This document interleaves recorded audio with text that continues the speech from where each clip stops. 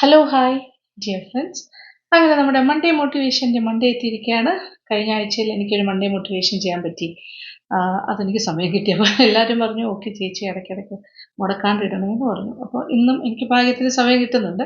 അപ്പോൾ അതിനെക്കുറിച്ച് തന്നെ നമുക്ക് സംസാരിക്കാം. ഇത് സത്യം പറഞ്ഞാൽ ഭയങ്കര ഒരു മോട്ടിവേറ്റിംഗ് ആയിട്ട് നിങ്ങൾക്ക് പലർക്കും ഇതൊരു മോട്ടിവേഷനായിട്ട് തോന്നാറുണ്ട്. പക്ഷേ ഞാനത് എൻ്റെ ഒരു ഓപ്പൺ തോട്ട്സാണ് ഞാൻ ഡിസ്കസ് ചെയ്യുന്നത്. അപ്പോൾ നിങ്ങൾക്ക് നിങ്ങളുടേതായ അഭിപ്രായങ്ങളുണ്ടാവുമല്ലോ.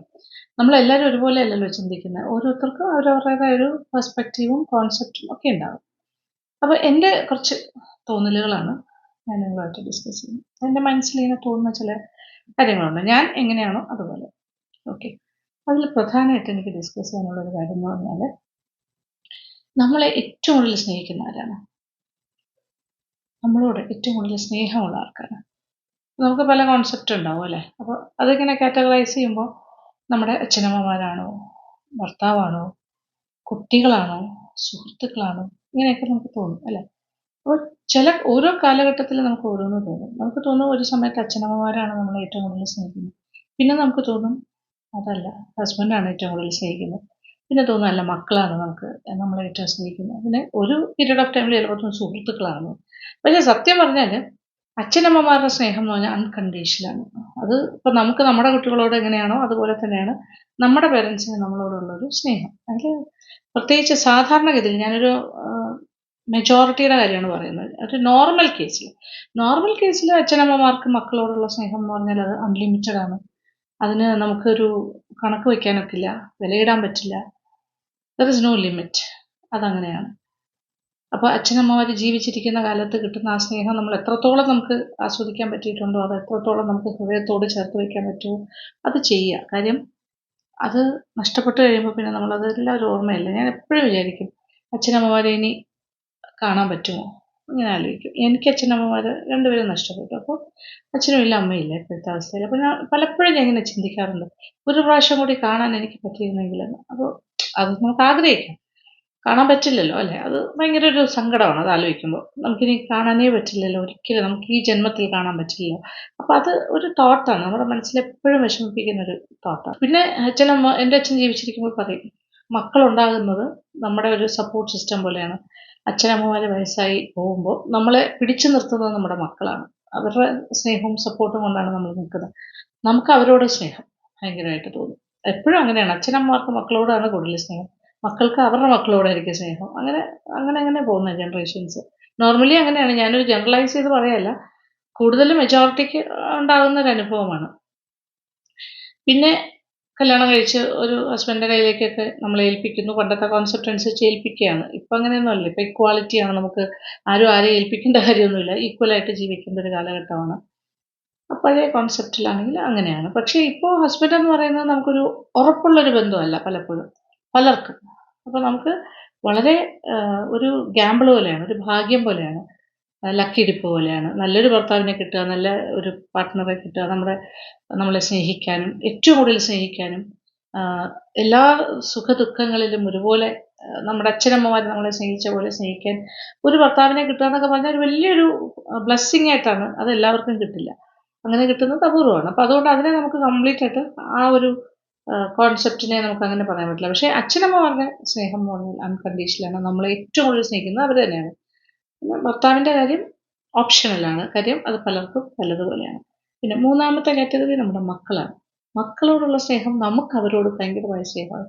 അവർക്ക് നമ്മളെ ഡിപ്പെൻഡ് ചെയ്യുന്ന കാലത്തോളം നമ്മളോട് ഭയങ്കര സ്നേഹമാണ്. പിന്നെ അത് കഴിഞ്ഞാൽ അവരെ കല്യാണം കഴിഞ്ഞ് അവരുടെ ഫാമിലി ആയി കഴിയുമ്പോൾ അവർക്ക് അവരുടെ മക്കൾ, ചിലപ്പോൾ നല്ല ഭർത്താവാണെങ്കിലും ഭർത്താവ്, മക്കൾ, അവരുടെ ഫാമിലി, അത് കഴിഞ്ഞിട്ട് അച്ഛനമ്മമാർ വരാറുള്ളൂ പലപ്പോഴും.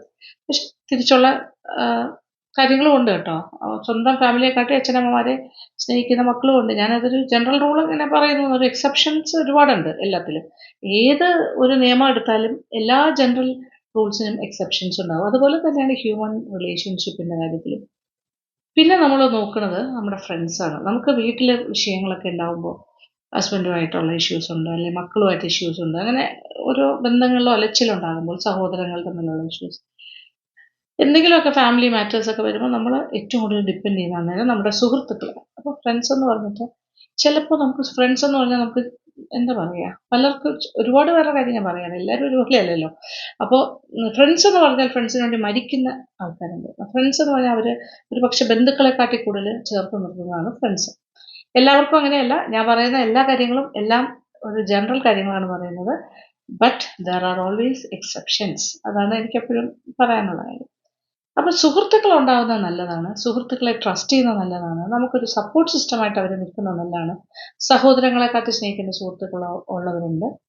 അപ്പം അത് സത്യം തന്നെയാണ്. പക്ഷേ ഏതൊരു കാലഘട്ടത്തിലാണെങ്കിലും സുഹൃത്തുക്കളെ ഞാൻ പറയുമ്പോൾ നിങ്ങൾ അത് അങ്ങനെ ആ ഒരു രീതിയിൽ എടുത്താൽ മതി. തെറ്റിദ്ധരിക്കേണ്ട. അപ്പോൾ ചിലർക്ക് ഭയങ്കര നല്ല ഇന്റിമേറ്റ് ഫ്രണ്ട്സ് ഉണ്ടാവും. അവർക്ക് അത്രയും ട്രസ്റ്റ് വർത്തി ഫ്രണ്ട്സ് ആയിരിക്കും. പക്ഷേ എല്ലാവർക്കും അതാവണമെന്നില്ല. നമ്മൾ ഒരു സുഹൃത്ത് നല്ലതാണോ അല്ലയോ, നമ്മളോട് ചേർത്ത് നിർത്താൻ പറ്റിയ ആളാണോ അല്ലയോ എന്ന് തീരുമാനിക്കപ്പെടുന്നത് കുറേ അനുഭവങ്ങളിലൂടെയാണ്. ചിലപ്പോൾ നമ്മളൊരു ഹാർഡ് വേയിലായിരിക്കും നമ്മളൊരാളെ തിരിച്ചറിയുന്നത്. നമ്മൾ കൂടെ കൊണ്ട് നടക്കുന്ന ഒരാളായിരിക്കും. നമ്മൾ നമ്മുടെ കുടുംബത്തിനകത്തും പുറത്തുമുള്ള എല്ലാ കാര്യങ്ങളൊക്കെ ഡിസ്കസ് ചെയ്ത് നമ്മുടെ ഹൃദയത്തോട് ചേർത്ത് നിർത്തുന്ന ഒരു സുഹൃത്തായിരിക്കും. ആ സുഹൃത്തിനെ നമ്മൾ അത്രയും ട്രസ്റ്റ് ചെയ്യുന്നുണ്ടാവാം. പക്ഷേ ഏതെങ്കിലും ഒരു പീരീഡ് ഓഫ് ടൈമിൽ നമ്മളെ ആ സുഹൃത്ത് ചതിക്കുകയോ നമ്മളെ വിട്ടുകൊടുക്കുകയോ ഒക്കെ ചെയ്യുകയാണെങ്കിൽ നമ്മൾ ഒരിക്കലും എക്സ്പെക്ട് ചെയ്യുന്നില്ല ആ ആൾ അങ്ങനെ നമ്മളോട് ചെയ്യുന്നു. ആണായാലും പെണ്ണായാലും ഓട്ടോമാറ്റിക്സ്. പക്ഷെ അങ്ങനെ വരുമ്പോൾ നമ്മുടെ ഒരു വലിയൊരു ട്രസ്റ്റാണ് നഷ്ടപ്പെടുന്നത്. ഒരു വലിയൊരു എന്താ പറയുക, ട്രസ്റ്റ് എന്ന് പറയുന്നത് വിശ്വാസം ഒരു വലിയ കോട്ട പോലെയാണ്. അത് നഷ്ടപ്പെട്ടു കഴിഞ്ഞാൽ നമ്മൾ പെട്ടെന്ന് ഭയങ്കര സങ്കടമാവും, ഡെസ്പാവും. ഒരു പക്ഷേ ശത്രുവായിട്ടിരിക്കുന്ന ആളെ നമുക്ക് എക്സ്പെക്ട് ചെയ്യാം. ഓക്കെ, നമ്മുടെ എനിമിയാണ്, നമ്മളെ ഇഷ്ടമല്ലാത്ത ആളാണ്, അപ്പോൾ നമ്മളെ എന്ത് വേണമെങ്കിലും അവർക്ക് ചെയ്യാം. അവരുടെ ഭാഗത്തുനിന്ന് അങ്ങനെ ഒരു നമ്മളെ ഇഷ്ടമല്ലാത്ത ഒരാൾ അല്ലെങ്കിൽ ഒരു ശത്രു നമ്മളെ എന്തെങ്കിലും ചെയ്താൽ നമുക്ക് ഫീൽ ചെയ്യേണ്ട കാര്യമില്ല. കാര്യം നമ്മൾ വി ആർ എക്സ്പെക്ടിങ് ഇറ്റ്. അപ്പോൾ അതങ്ങനെ ഉണ്ടാവുള്ളൂ. അതങ്ങനെ ഓക്കെ, അത് ഓക്കെ, ആളങ്ങനെ വിചാരിക്കുള്ളൂ എന്ന് പറഞ്ഞു, അല്ലെ ആ ആൾ നമ്മളോട് അങ്ങനെ ചെയ്യുള്ളൂ. പക്ഷേ ഏറ്റവും അടുത്തിരിക്കുന്ന സുഹൃത്ത് നമ്മളെ ചതിച്ചാൽ അത് ഭയങ്കര ഒരു ചതിയായിരിക്കും. നമ്മൾ എക്സ്പെക്ട് ചെയ്യുന്നില്ല, അവിടെ എക്സ്പെക്ട് ചെയ്യാത്തൊരു ക്വാർട്ടേഴ്സിൽ നിന്നാണ് ആ ചതി വരുന്നത്.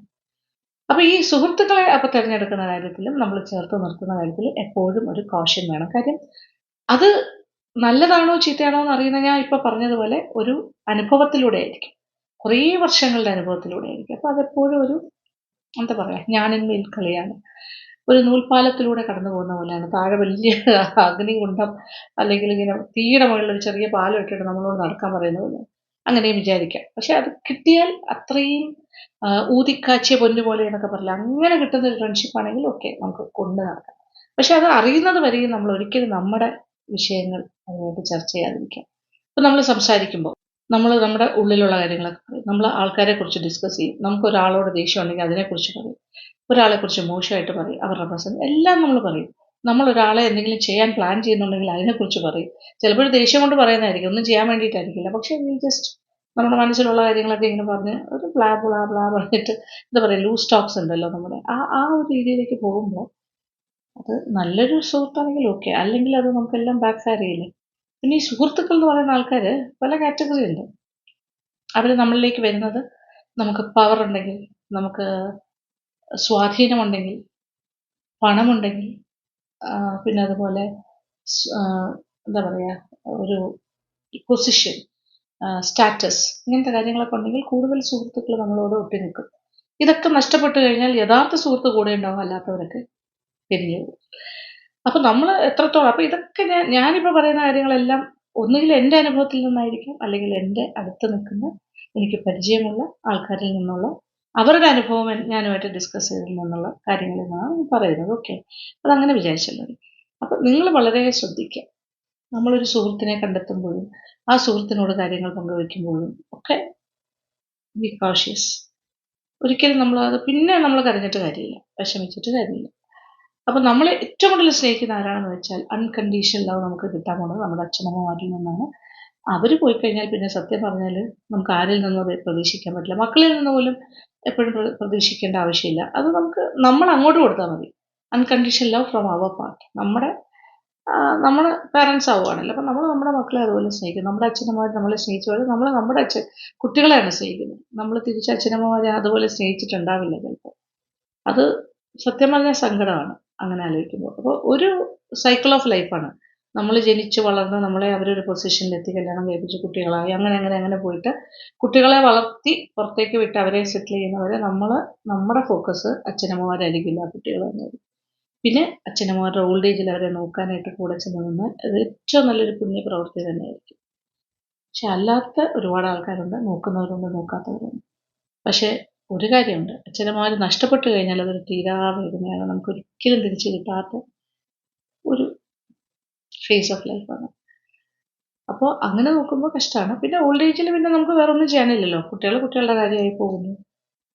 എല്ലാം നമ്മൾ പ്രൊഡക്റ്റീവ് ആയിരിക്കുന്ന വർഷങ്ങളൊന്നും കുഴപ്പമില്ല, നമ്മൾ ജോലിയായിട്ട് ആക്റ്റീവായിട്ടിരിക്കുമ്പോൾ കുഴപ്പമില്ല, ഇതൊന്നും ഒരു നഷ്ടകഷ്ടമൊന്നുമല്ല.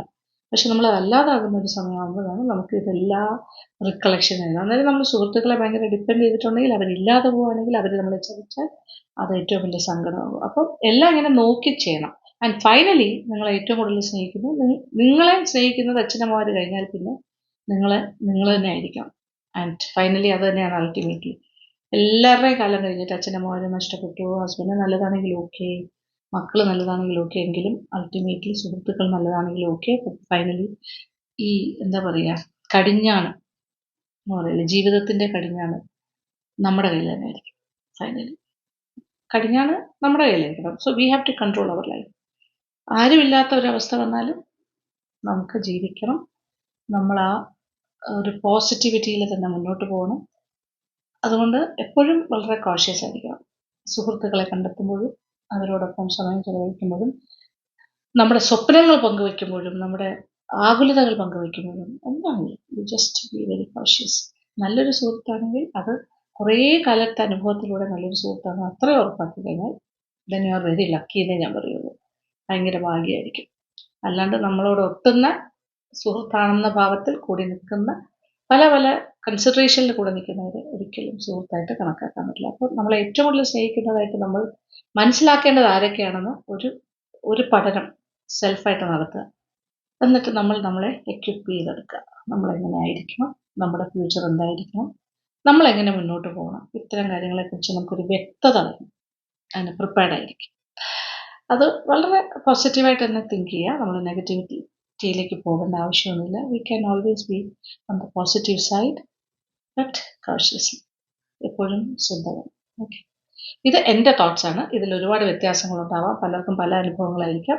നിങ്ങളുടെ തോട്ട്സ്, നിങ്ങളുടെ ചിന്തകൾ, നിങ്ങളുടെ അഭിപ്രായങ്ങൾ ഒക്കെ നമ്മുടെ കമൻറ്റ് ബോക്സിലേക്ക് വന്ന് പറയാം. അപ്പോൾ ഇതാണ് എനിക്കിന്ന് നിങ്ങളായിട്ട് ഡിസ്കസ് ചെയ്യാനുണ്ടായിരുന്ന ഒരു കാര്യം. അപ്പോൾ താങ്ക് യു സോ മച്ച്. നമുക്ക് വേറെ ഏതെങ്കിലും ടോപ്പിക്സ് ഒക്കെ ഡിസ്കസ് ചെയ്യണമെന്നുണ്ടെങ്കിലും തീർച്ചയായിട്ടും ഡിസ്കസ് ചെയ്യാം.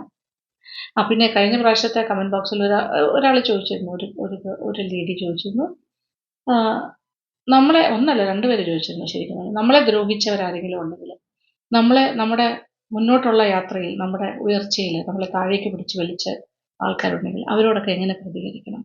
ചേർത്ത് നിർത്താൻ പറ്റില്ലല്ലോ, ദേഷ്യം ഉണ്ടാവില്ലേ നമുക്ക് അവരോട്? അത്തരക്കാരെ നമ്മൾ എങ്ങനെയാണ് കൈകാര്യം ചെയ്യുന്നത്? നമ്മളൊന്നും കൈകാര്യം ചെയ്യണ്ട, അത് വിധിക്ക് വിട്ടുകൊടുക്കുക. നമ്മളെ ദ്രോഹിച്ചവരും നമ്മൾ ദ്രോഹിക്കാൻ നിൽക്കേണ്ട, അത് നമ്മുടെ ജോലിയല്ല. അത് the almighty will look into the affair. അത്രേ ഉള്ളൂ. ആ മാറ്റർ ദൈവത്തിന് വിട്ടുകൊടുക്കുക. നമ്മൾ പ്രതികാരം ചെയ്യാനോ അല്ലെങ്കിൽ നമ്മൾ ആരെയും തകർക്കാനോ അതിനൊന്നും വേണ്ട. Just go on with your life, അത്രേ ഉള്ളൂ. അത് ആ കമൻറ്റിനുള്ള മറുപടി കേട്ടോ, ഈ ടോപ്പിക്കായിട്ടല്ല ബന്ധം. ഇന്നത്തെ ടോപ്പിക് ഞാൻ എൻഡ് ചെയ്യുന്നത് ഈ രീതിയിലാണ്. ദറ്റ് ഈസ് വളരെ ശ്രദ്ധാപൂർവം നമ്മുടെ ജീവിതം ചാർട്ട് ഔട്ട് ചെയ്ത് നമ്മുടെ സൈക്കിൾ ഓഫ് ലൈഫ് എങ്ങനെയൊക്കെ ഇതുവരെ എങ്ങനെയായിരുന്നു എന്നുള്ളത് മനസ്സിലാക്കിയിട്ട് ഇനിയുള്ളത് എങ്ങനെ ആയിരിക്കണം എന്നൊന്ന് പ്ലാൻ ചെയ്യും, എന്നിട്ട് മുന്നോട്ട് പോകും. Okay, but thank you so much. Thank you for watching and keep on watching Lakshmi Nair Vlogs. Love you all.